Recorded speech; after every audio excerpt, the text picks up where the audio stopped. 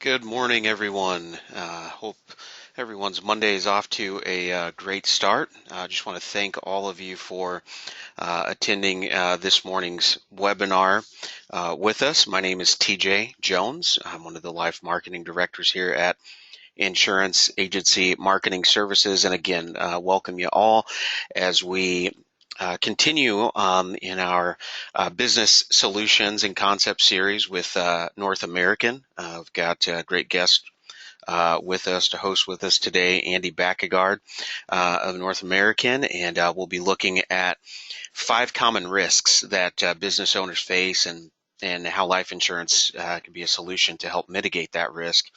We'll be talking specifically today more on a kind of single premium solution that would be a good fit for this market space. So I'm going to, as is customary for us, buzz through some introductory slides just highlighting some of the great incentive programs that we have here at Insurance Agency Marketing Services.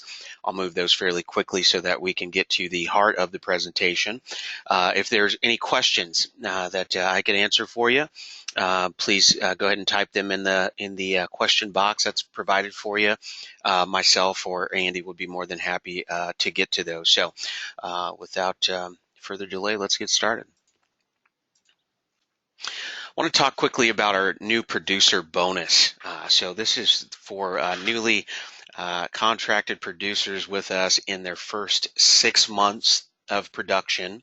Can qualify for any one of the 3 levels that you see on your screen. So at the $100,000 premium level, you have a $750 cash bonus that's available to you, or a 2-year subscription to our website and newsletter service, or the latest generation iPad. If you want to forego that, shoot for the $300,000 premium level. You can qualify for a full Social Security program and mailing, $2,000 in matching marketing money to promote your business, or a $1,500 Visa gift card that you can use, on whatever, wherever. If you want to forego those 2 levels, shoot for the stars, $500,000 of premium within the first 6 months. You will qualify for any of the 3 that you see down at the bottom of your screen. 5,000 piece mailing and seminar coaching with Matt Gill, one of our top producers here. 4,000 piece mailing and seminar coaching with another one of our top producers, Mr. Dave Pemper, or a customizable Ritz-Carlton travel rewards getaway. So not as daunting as it may seem. I mean, one case could qualify you at the $500,000 premium level. So it's a great opportunity there to capitalize and add some extra dollars or opportunities to grow your business. Next, we'll talk about the 2018 Top Producers Trip. That will be held February 25th through the 28th in Scottsdale, Arizona at the beautiful Boulders Resort and Spa. You can qualify for that escape with any combination of the following that you see at the bottom of your screen. A qualification period is from July 1st of last year through December 31st of 2017. Next, I want to talk about our creative services team. Basically, and from a marketing standpoint, from soup to nuts, whether it be, building your brand logo, business cards, stationery, letterhead, envelopes, that kind of thing, to full-blown, production. So if you have any needs, whatever it may be, if you want to, and I believe we'll talk about the newsletter service here in a second, but if you want help developing a website, or you want to start a monthly newsletter service that you send out to your clients or prospects, you want help with social media marketing, just even how to, and what social media platform should I use, our creative services team would be more than happy to assist you with that. We have Josh Trecarton and Tasia Peterson in that department. So again, if you have any needs in that area, please don't hesitate to reach out to Josh or Tasia. You can reach them at 1-800-255-5055. Again, insurance email newsletters, as you can see, the little stat on the top, 86% of internet users age 65 and older use email. So a great way if you're looking to reach out or connect with that turning 65 or the 65 or older market. Email newsletters are a great way to get in front of those folks, and to just stay in touch with your current clients and prospects, whatever kind of market they fall in. All of us are just getting more and more accustomed to seeing the electronic versions of these communications, and again, this is a great way to stay top of mind with your clients.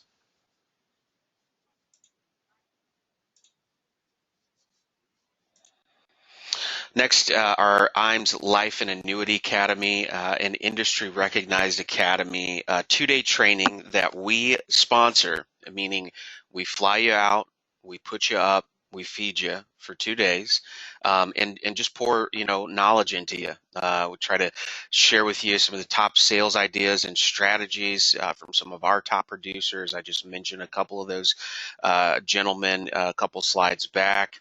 Talk about what's the latest in the annuity world, what's the latest on the life side. We discuss wealth transfer tools. We'll talk a little bit about what's going on in the industry, with the DOL ruling and those kinds of things. Just a great 2 days of learning and training and building you up so you can go out and be successful. In your individual businesses. So if you have some interest in attending our IAMS Life and Annuity Academy, I'm going to launch a quick poll here. Just click yes or no. We'll be happy to reach out to you and get you some additional information. So we hold about 3 of those a year. We just had one May 17th through the 19th. We'll have another in September and then another in November. I believe the one in September we're scheduled to have at our home office here in Omaha. So for those interested, would love to see you here, meet you face to face. You get to see our operation, what we do on a day-to-day basis to serve you.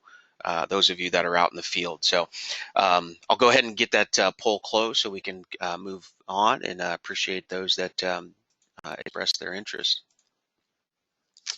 Our paperless contracting, can't say enough about the convenience of paperless contracting. So in a nutshell, you partner with us, and say you do so with one company. You say, I want North American to start, and if there are other carriers that you're interested in down the road, you don't have to submit another set of paperwork.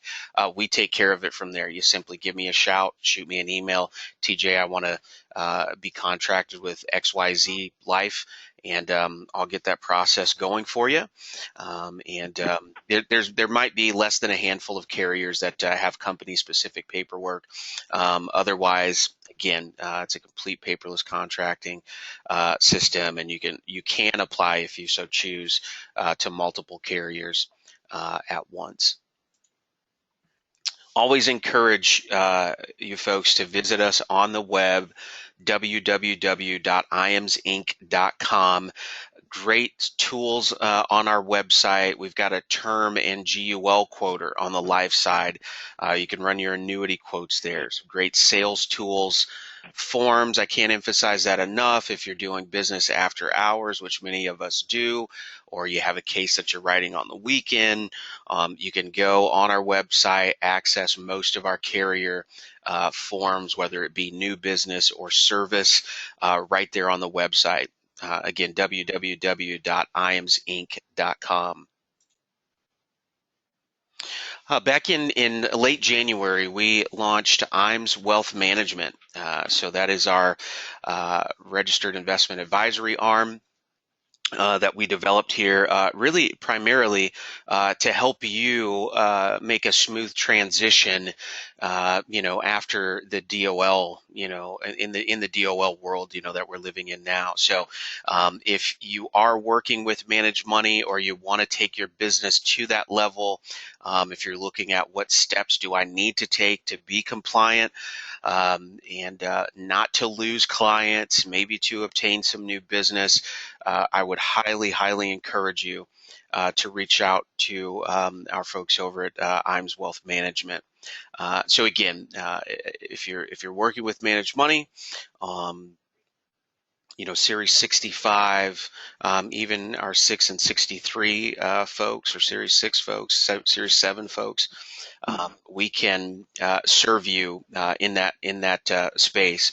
So I'm going to launch another quick poll for us. If you'd like some more information on IAMS Wealth Management and how the gentleman over there can help you, please indicate so, and I'll get your information over to them, and either Charles Hiring Jr. or Mike Hansen will reach out to you and assist you with that. We've are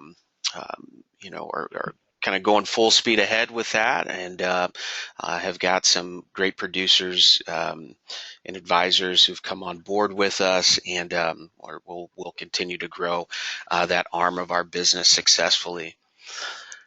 Okay, I'm going to go ahead and get that poll closed out. Talk real briefly about our retirement analyzer software. Basically, this is a planning tool that was developed by agents for agents, so that you would have a repeatable sales process that you can use with every client, with every prospect. So basically, great fact-finding tool that at the end of the presentation, it kind of produces the opportunities for you that are clear. The client's numbers, along with your expertise, really present a need, and allow you to present some great solutions. So, and just in closing, our referred producer program and marketing reimbursement. So the referred producer program, when you, as a contracted agent with us, refer another producer, then they just get contracted. They don't have to write a piece of business, but just for getting contracted, we're going to give you a $50 referral bonus. When that referral does business, we'll cut you another check for $100.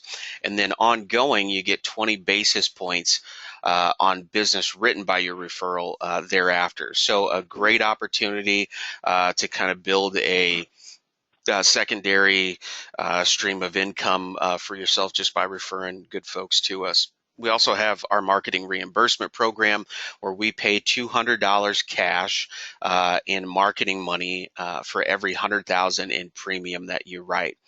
So again, for every $100,000 in premium, we give you $200 to go towards your business. So any business related expense, if that's buying new furniture for your business, if it's doing client appreciation, if you're buying leads, whatever expenses are related to you doing business, we will contribute money towards that. So we keep that money in a little account for you here. You submit your, let's just say you buy leads. You submit your lead costs, and then out of that we pay 50% of that cost. So basically, you can, that marketing reimbursement program will cut your business expenses in half. Just want to thank you for just tuning in with me to those introductory slides, and some great opportunities there. If you have any additional questions on any of that information, please don't hesitate to give me a shout again, or shoot me an email. You can reach me at 1-800-255-5055. Just ask for TJ, or email me at tj@iamsinc.com. And with that, I'll give it over to Andy here. And there you go. All right. Thanks, TJ. And I do a lot of these presentations and present for a lot of different companies, and I'm always amazed every time that I see the value that IAMS brings to the table. I mean, there's so many different different things that they're doing to try to help you grow your business, and I'm happy to be a little tiny sliver of that. So today we're going to discuss kind of a new concept for us anyways, and we call it mitigating risk. And today we're going to focus a little more on business owners. This can really apply to any of your clients out there. And when we think about risk, usually we're thinking, something negative. And, a lot of times for the client, it's potentially something, negative in the future. But for you as the advisor, I feel like it's an opportunity. If you can uncover some of those potential pitfalls for your client, in the future, you can really, create some great sales opportunities for yourself, all while helping that client mitigate those risks into the future. So we're going to jump right into it. Here's our disclosures page. This disclosure does apply to this presentation in its entirety. If you do want a copy of the presentation, feel free to reach out to me directly or to your marketer at IAMS, and they'll be able to get you a copy of this. We're also going to have some web links and some other things, a couple PDFs that we'll be sending out after the call today as well. So we're going to jump right into it with our agenda. And when we look at these risks, here's our agenda. Is the 5 risks that we see being a major issue, for business owners, for your clients in general. So first we look at the death risks.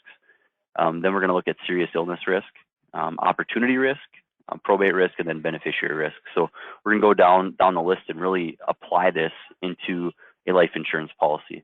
And what I want you to think about today is, we're looking at one concept. We're really looking at a single premium, a way for the client to really mitigate the risk of low interest rates.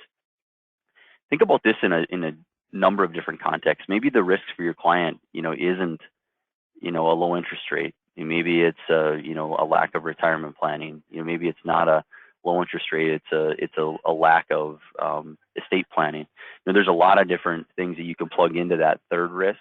Today we're going to talk about opportunity and what we can see as a potential better opportunity for your client in today's low interest rate environment. But again, put this into when we're thinking about this and you're thinking about your clients, really think of that as kind of an open-ended area where we can really identify the need of the client and apply it to the life insurance concept that fits. So we're going to look at death risk, and what we look at is life insurance is unique for its ability to provide cash at the time that it might be needed most, when income is interrupted due to death. And I think that when we look at this, especially for a business owner, a lot of times the bulk of their income, the bulk of their net worth, a lot of what is providing for their family is really tied up in the business. We think of I have personal experience. My wife owns a small business. She's just starting to hire some people, but I think of the difference between her working for a company, where there was some benefits tied to it and all those things, and then now her owning her own company where she's kind of on her own for that, and now she's starting to have to provide that for her employees. So we looked at life insurance as a great way to help mitigate the risk of what her earning potential would be if something potentially happened to her. So we're going to look at the death risk first. And in the event of a death, there's a number of things that death benefit can be used for. And again, it really depends on the business that you're discussing, and B, the stage of the business process they're in. If they're a startup business, there might be a lot of business loans, other debts, startup costs. A lot of times businesses take a while before they're actually really turning over a profit. So what life insurance can do obviously is help provide financial help in that time of need. Maybe it's the retirement plan wasn't quite set up, and the surviving spouse is going to need what that part of what that spouse is going to provide to the retirement planning within their relationship. Life insurance can really help mitigate those risks. And when we think about that, it can help pay off credit cards, like we said, business loans, other debts that the company may have. It could pay off or pay down a mortgage. Maybe there's a mortgage on a building, or some kind of an office space that they need to pay off. again, life insurance can really help mitigate that risk.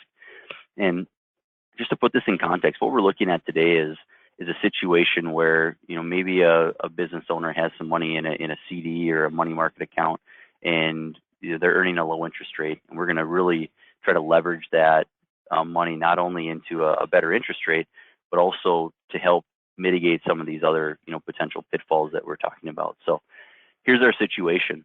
We're looking at our smart money sale, and if you're not familiar with our smart money sale, we really want to, get you a little more familiar with that. So what we're trying to do here is take a lump sum and maximize it into an upfront death benefit.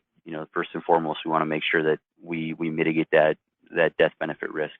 B, a higher interest rate. We'll look at a scenario later on where we show you, what the true potential on one of these policies is. But to mitigate the death benefit risk, day one, $1, we have a death benefit of over $500,000, and that's $506,000 in death benefit. If we look 15 years down the road, we're at almost $700,000. And what you're going to see with this policy is that because we're putting so much cash in up front, it's really going to accelerate the amount of death benefit the client has. And as the business grows, or as the needs grow as far as the death benefit needs go, this policy is going to rise right along with it, and it's going to really, again, help mitigate that death benefit risk. The key here is leverage. We're leveraging a lump sum that the client may have in a low interest rate account into a much higher upfront death benefit. So again, the death benefit risk. Now, with that being said, like we said earlier, this doesn't necessarily have to be a lump sum into a policy. Let's say, again, we have that startup business. Maybe a term insurance policy is appropriate just to get the amount of death benefit they need. And then we can talk about, converting that into, a situation like this or a retirement plan. We're not, trying to just key in on one concept here. This idea is that we identify the risks of the client and we apply the appropriate life insurance that can help to, get them out of that risk or help mitigate that risk. So the second risk that we see is serious illness risk. And when I think about this, I really look back to the business owner again. And again, it really hits home for me because my wife is, she's actually refinishes cabinets for a living. So if something happened to her where she had a serious illness, there's a good chance that she would not be able to continue doing the work that she does. Even if she, doesn't pass away, if she's unable to perform the work, there's no money there to help continue the business on. Some of the additional benefits that life insurance provides, especially our policies, would be the chronic illness benefit. So if a client can't perform 2 out of the 6 activities of daily living, we'll accelerate the death benefit. They can utilize that to help either continue on the business or provide some income and help with some of the potential medical expenses. We have a chronic or a critical illness benefit. So if something happens, heart attack, stroke, there's really a great opportunity there for them to take a portion of that death benefit and utilize it just to help get them through that tough time. They have a heart attack, maybe they can't work for 4, 5, 6 months. Either it can help cover some of the business expenses, or it can help replace some income that might be lost from not being able to work. And then we also have terminal illness, which obviously would be more of an end-of-life situation where we can, help with some of the potential medical expenses. So when we look at serious illness, life insurance benefit can help while your clients are living. We always think about life insurance as the death benefit. What happens if the client dies? What happens if something tragic happens and they die early? That is great. The death benefit can really help with some of those potential pitfalls that we see in the future. But for today, if a client is still living but maybe unable to do the work that they normally do, we want to have some opportunity to accelerate that death benefit. And when we think about a serious illness, in today's environment, we have a ton of obviously medical advancements. There's people are living longer, but they're not necessarily living a healthier lifestyle. They're living longer. We've extended the life expectancy of clients, but they're not necessarily living longer. So we see death rates for men are down 6%, death rates for women are down 11%, but 19% of adults are diabetic. 50% have high cholesterol, 51% have high blood pressure, 40% are obese. So as you can see, all those different things, clients aren't necessarily living a healthier lifestyle. They're just living longer. So a lot of times it's a matter of, we can, medicate and keep people alive, but maybe they're not able to perform their normal tasks as a worker or as a business owner. So what we want to do is we want to see how can this policy that we illustrated earlier help with mitigate some of those risks. So first, this is just a snapshot. If you're familiar with our illustration software, we have what's called the Changing Needs Report, and what it does is it really takes the accelerated benefits and puts it on the page, shows the client what they can actually take home and put in their pocket. So for our chronic illness benefit, based on the illustration that we previously showed, the $200,000 single premium, at age 75, client can accelerate $191,000 in death benefit. Of that, again, this is a no-cost rider. Of that $191,000, they're going to be able to take home $175,829 in cash. So again, just great opportunity for the client there. At age 80, it's about $230,000, and they'll take home $220,000. At age 84, we're going to max out the benefit, so the maximum we can accelerate is $240,000. Client's going to put $235,000 in their pocket. Same thing at 90, $240,000 and about $239,000 in their pocket. So as you can see, as that cash value rises and the death benefit increases, your benefits are also increasing right along with it. So that's our chronic illness. This is the situation where a client can't perform 2 out of the 6 activities of daily living. The terminal illness, this is a little more straightforward. We're able to accelerate up to 75% of the death benefit. In this scenario, at age 75, we accelerate close to $600,000, and the single payment that the client would receive is about $564,000. Again, the terminal illness would be more for a situation where either there's maybe medical expenses that are bogging down the business, or they want to take a lump sum out of the death benefit to really set up what they're doing with their business. So I'm a business owner. I have a key employee. I want to make sure that I can pull this money out and pump some capital into the business to make sure it continues to run. Maybe there's some advertising that needs to take place. There could be some expenses on as far as transferring the ownership of the business from yourself down to that key employee. That life insurance policy, if it was owned by the business, could be a great way to look at some of those situations and again help mitigate some of that risk for that business owner. Then the critical illness. This is another benefit. This would be providing certainly living benefits for the client. So our critical illness triggers are heart attack, cancer, stroke, organ transplant, kidney failure. The maximum amount that we can accelerate is $50,000. Of that, we have a set amount of 40% that the client can actually take out of the policy. In this situation, it turns out to be a little bit more because of the amount of cash value in the policy. So they're able to take of that $50,000, just over $30,000 for each critical illness occurrence. So again, something happens, the owner of the business has a heart attack and they can't work for 3 months. This would be an opportunity for them to really supplement, what they are bringing in as far as revenue for the business or for income for themselves. So again, we're solving, a potential pitfall for that business owner, for your client. The third risk that we're going to discuss today is opportunity risk, and this is really, where the actual sale happens. So those other risks are, kind of ancillary benefits that you can provide with the life insurance. The opportunity risk in this scenario is where I was talking earlier, where we could actually plug in different risks for the client, different, potential pitfalls. Maybe as a business owner, you haven't, properly saved for retirement, or you've, put everything back into the business and you just don't have that retirement nest egg set aside. That would be a great opportunity to talk about retirement supplement. Maybe, again, we have maybe a family-owned business and we want to look at a survivorship plan to help with, some of that legacy building. Maybe there's, additional kids that don't want to be a part of the business. The life insurance can help, level the estate for them and for the child that's going to take over the business.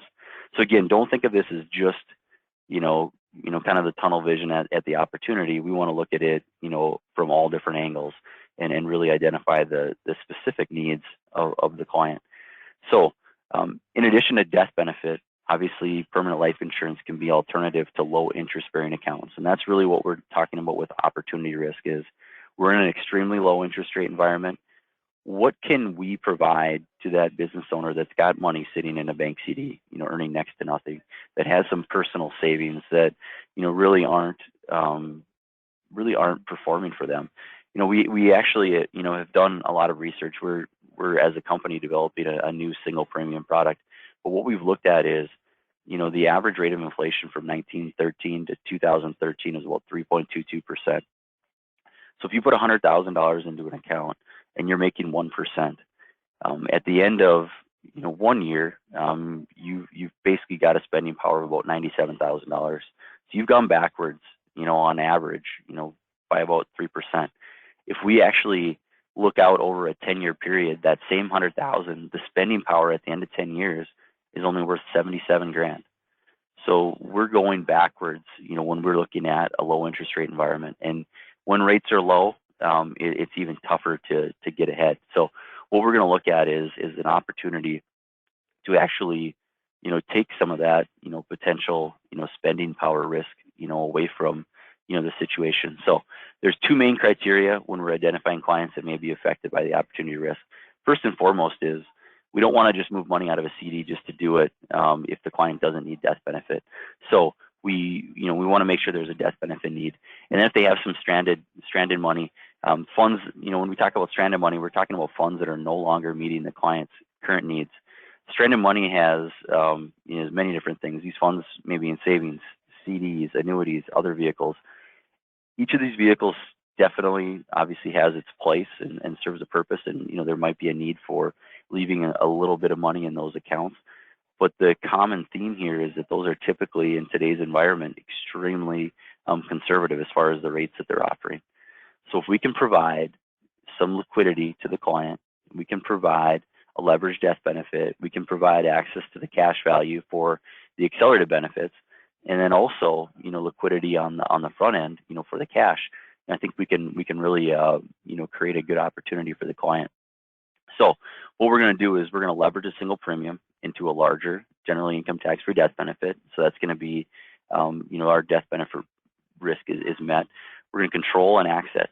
We're going to control and allow access to the cash value for unexpected or immediate needs through policy loans and withdrawals. And that's the liquidity. And you'll see, within the illustration that there is some great liquidity in what we're looking to do. There's going to be access to a portion of the death benefit for living needs. That's going to be the accelerated benefits that we talked about. And then the potential growth of cash value. When we're looking at an index life policy, we have a very strong opportunity for cash value growth, especially the way we design these contracts. And when we look at a situation where clients may be making 50 basis points, 1%, 2% in their current financial vehicle, what is the potential that we would have in one of these life insurance policies? So as you can see, this is our internal rate of return report. Again, this is a report that we run with pretty much all of our smart money sales. And this is the, kind of where the rubber meets the road. The client's going to see in this situation, we illustrated 6.5%. Our historical look back somewhere in the 6.7 to 7.1 range, depending on the product. But in this case, 6.5% is what we illustrated. What is the client actually putting in their pocket? Based on that 6.5%, minus our cost of insurance expenses, all those things that we know come with the life insurance policy, the surrender value internal rate of return on this policy is anywhere from 4.75% up to 5.2%. If we get out into the 25th, 26th, 27th year, it's probably even better because our interest rate bonuses have really had a chance to work for us. So that is a fantastic talking point. So the 20-year surrender value internal rate of return 5.12%. The other opportunity that I see with this is the death benefit internal rate of return. A lot of times, if we're leveraging an asset into a higher death benefit, the death benefit ends up becoming a really important part of the process. So we look out 20 years here. We've grown our $200,000 single premium into close to an $800,000 death benefit. That's a 7.16% internal rate of return. Now, what we have to think about is this is age 75. That death benefit amount is the number that we're using to calculate our accelerated benefits. We're not looking at the original $300,000 death benefit. We're not looking at the $506,000 at the end of year 1. At the end of year 20, we've got $800,000 of money that we can, or of death benefit that we can now accelerate. So that, again, is the opportunity. Also for the beneficiaries, if this is a business situation where maybe a key person is going to take some money, or maybe this is the policy that was purchased by the business to buy out, the spouse or what have you, that's the number that they're looking at. And maybe as the business increases, having this increasing value is a very, appropriate situation for the client. And if we looked out 25 years, that death benefit's going to continue to go up, 30 years, so on and so forth. So we really have, an opportunity where the value of the life insurance policy is increasing as the value of the business goes up. So here's another sales tool that we can use. In this situation, we're kind of doing a comparison. We're going to pull some numbers, and again, I think we're being pretty generous. We're looking at a money market fund with a yield of 2%. An annuity, fixed annuity with a yield of 3.5%, CD with a yield of 2%, income tax rate of 30%. We're looking at our life insurance policy with a 6.5% look back rate. So our $200,000 initial premium, we look 20 years out, we've got $264,000 in the money market fund, $338,000 in the annuity, $264,000 in the CD, $542,000 in the life insurance policy.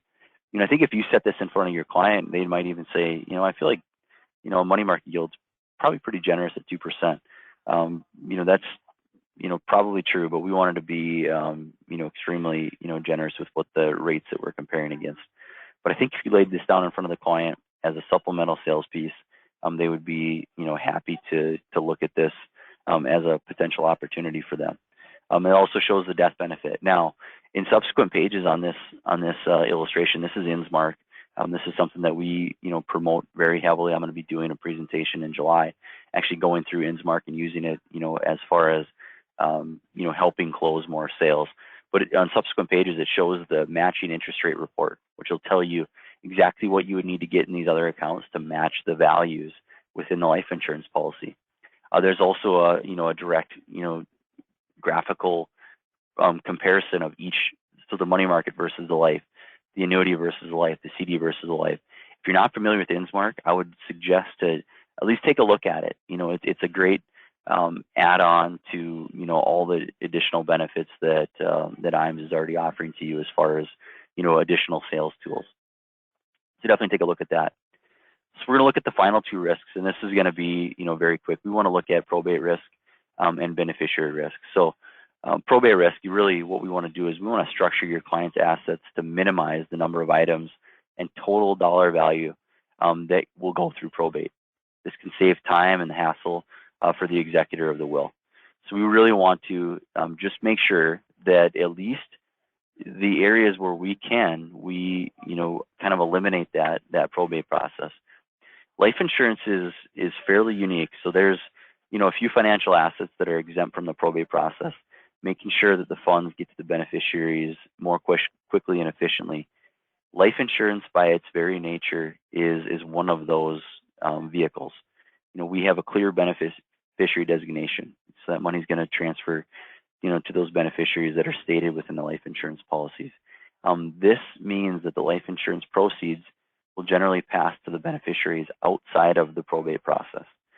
So while the rest of the estate's getting settled, this is a great way for that money to, again, efficiently and quickly make it to the appropriate parties. And part of making it to the appropriate parties is making sure that the beneficiaries are set up in an appropriate manner.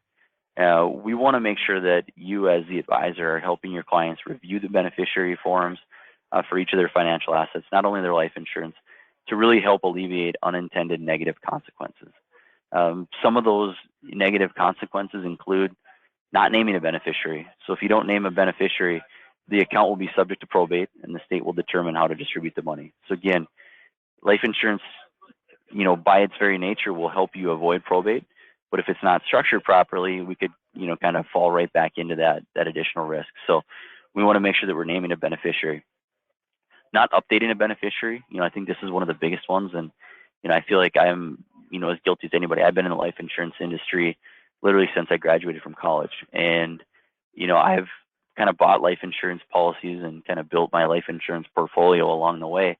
And I talk about this on a daily basis, and I don't necessarily get out there every year and review the beneficiaries. I know I've had siblings as beneficiaries in the past. I now have kids, so I need to set up, the appropriate, types of accounts so the kids can get the benefits of the life insurance. So, with that being said, we don't want to name or mind our child as a beneficiary. They cannot legally own assets, so we want to make sure that we're putting that, a trust as a beneficiary, or we have, the legal guardian of the child as a beneficiary.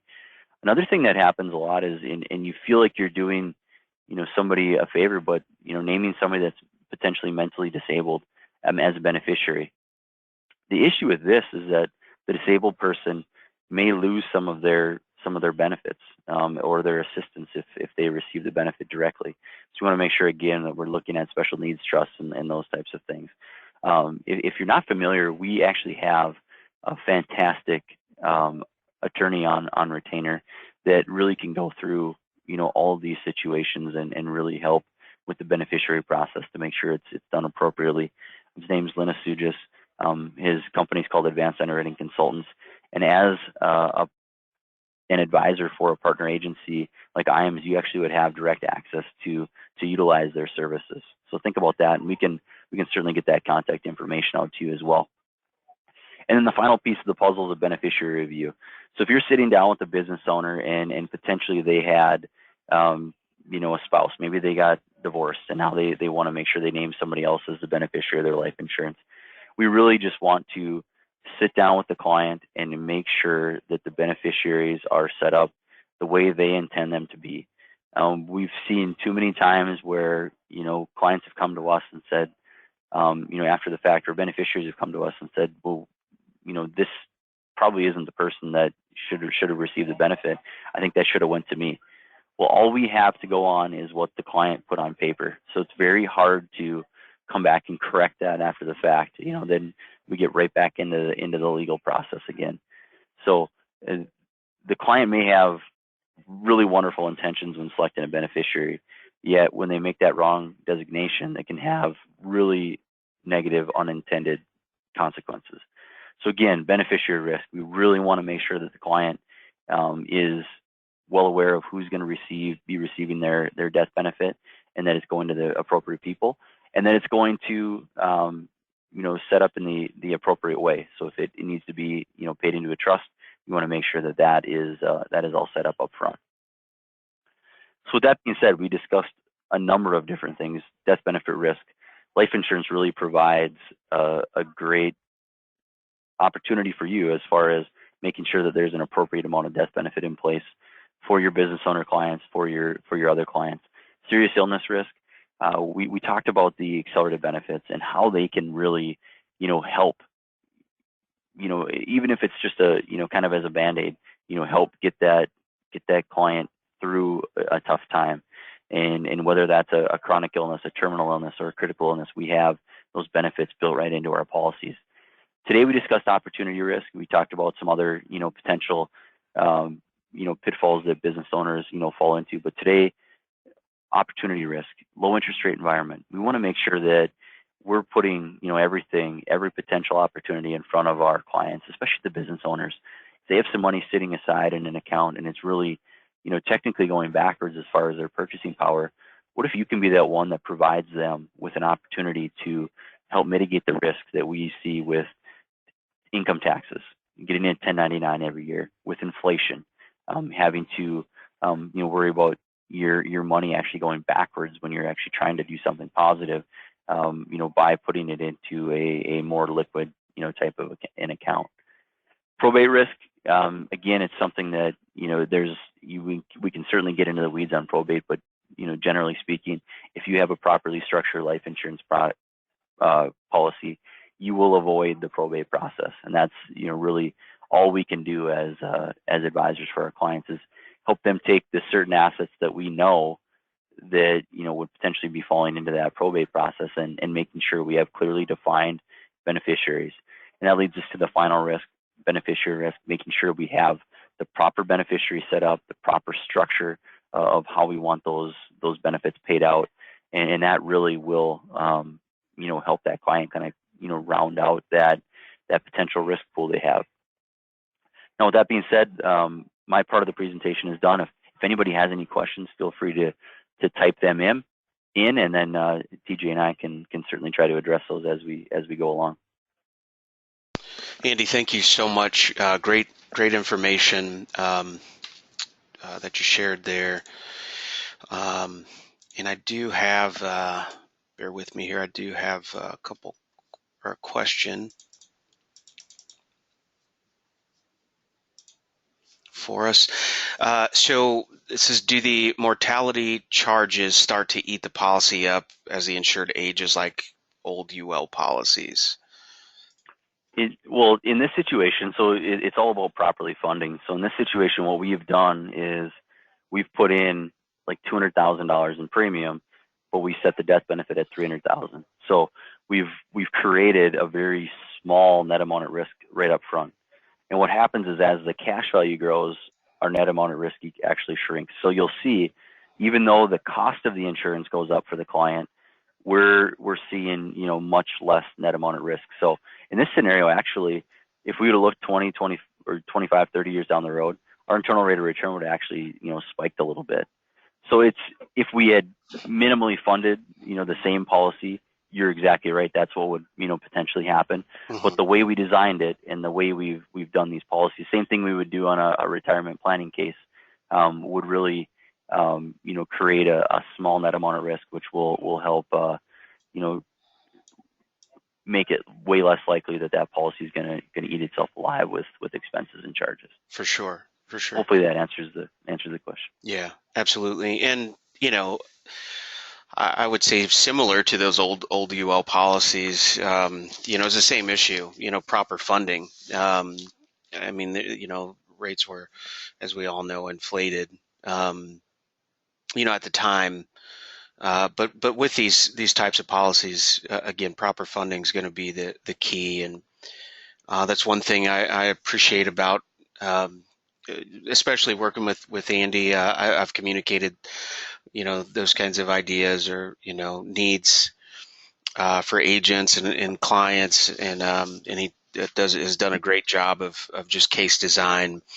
And again, I'm not saying this. If you talk to me off of the webinar, offline as it were, about who I feel is the most competitive in this particular space, the IUL, UL space, North American is going to be the first that I mention. Extremely competitive, across the board when it comes to costs of insurance or cash accumulation. Just a very well designed suite of products that can meet a wide variety of needs. So I did launch a poll on for those that may be interested in contracting with North American. I'm going to say again, one of my top recommendations across the board, whether that's in the permanent insurance space or even term. And again, as Andy alluded to, or mentioned rather, in the beginning of his presentation, in regards to the needs of business owners and with life insurance, sometimes term is a good solution to start, and then as you may recall, for those that were with us on the last webinar, term to start, and there was like a three-pronged approach, basically, where we exercised some conversion options and looked at some different permanent products to meet the need. So again, great opportunity here on the single premium side as well. Really like what we're seeing from you guys, Andy, and just appreciate your work for us and our producers. And again, for the producers out there, I would highly encourage you to get contracted with North American. Would love to help you with that in that process. So I'll be sending out contracting paperwork later today, and would encourage you to get those back in. And Another thing, and Andy could say all these all these things for himself, but he is also available and has expressed that to me, that he is available to you folks. Would love to help you put cases together. Would love to help you just understand, the inner workings, if you will, of some of these policies. Of course, we're available to do that with you, but uh, and that's our job. But Andy's also made himself available in that regard as well. So leverage us. Leverage the relationship that we have with North American. Leverage the relationship that that Andy is offering out to you. And let's write some business. Any other questions here? I'm going to check. Oh, sorry, I do have another one.